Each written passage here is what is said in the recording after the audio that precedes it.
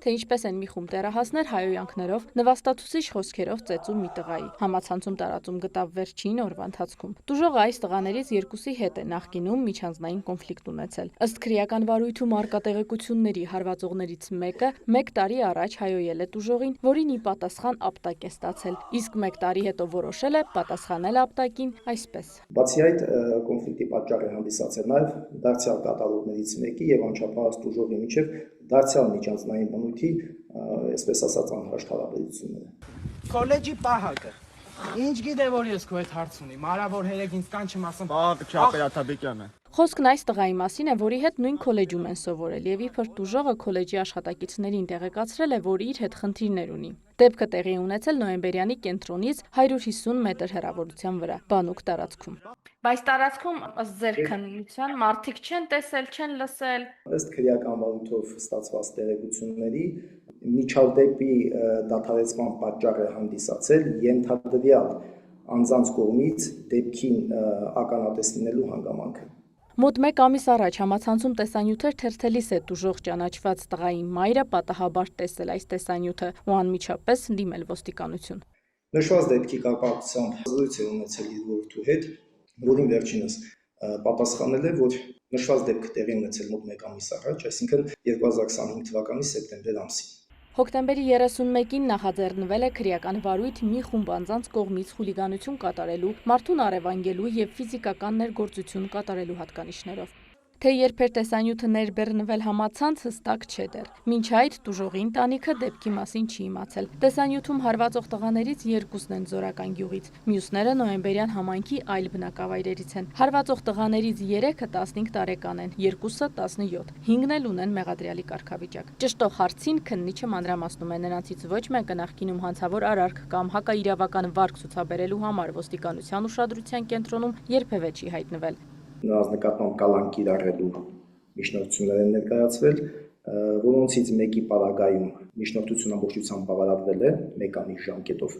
մյուս 3-ի մասով միջնորդությունը մասնակի է բավարարվել 20 օր ժամկետով, բացառությամբ մեկի, ում նկատմամբ կիրառվել է տնային կալանք։ Հիմա կալանքի տակ միայն մեկն է, հիմնական հարվածողը, 3-ը 6 օր է արդեն ազատության մեջ են, մեկը 3 օր առաջ է ազատվել, սակայն դատախազությունը միջնորդել է երկարացնել նրանց կալանքը, ինչը դատարանը մերժել է եւ դատախազությունը այդ որոշման դեմ վերաքննիչ բողոք է ներկայացնելու։ Զորականի վարչական ղեկավարի խոսքով գյուղում այդ ընտանիքներում միջանձնային խնդիր, լարվածություն չկա։ Վալենիցները ուսում են խնդրել ծնողներն, նրանք խնդրել ոնց որ օրենքով սահմանված կարգն է, այդ երեխեքին տարել են, քննել են, վերջը, ու դատավարությունը լել շարունակում է։ Այլ մեծ ճշտամանք չկա, երեխեքի ծնողներն են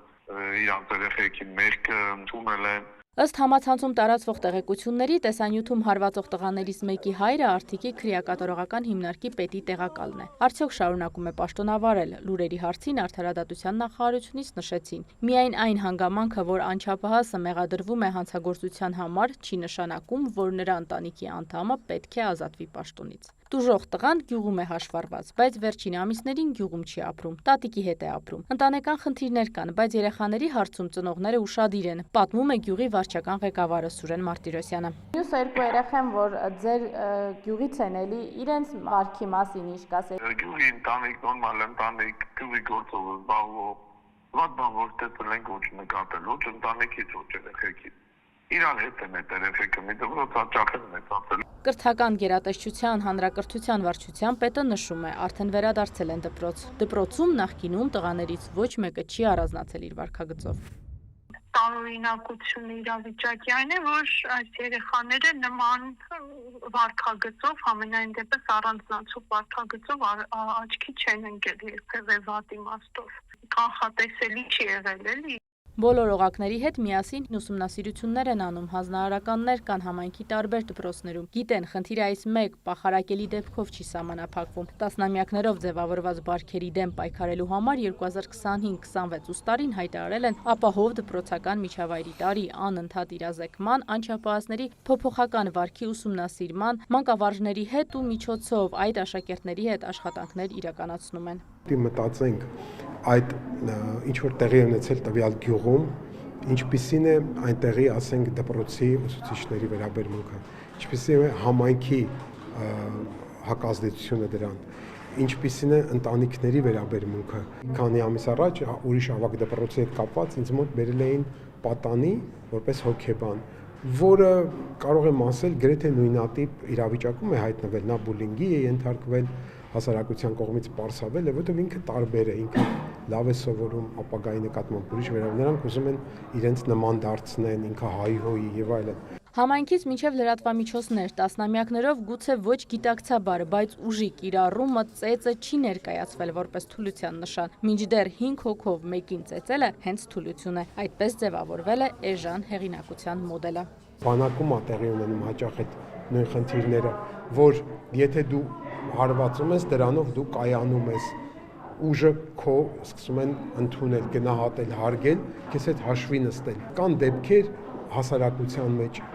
համայնքներում, որտեղ գովեստով են խոսում այն մարդու մասին, որը ուժ է կիրառել կամ իր ուժի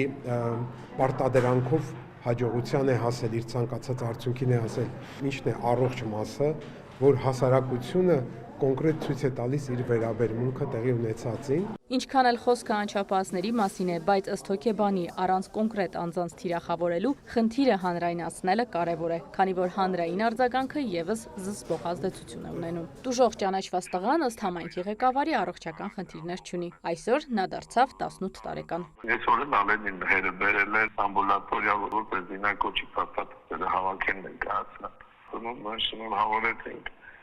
ճանապարհեցինք։ Իրինամ Կրչյան, Սերյան Անտոնյան, լուրեր։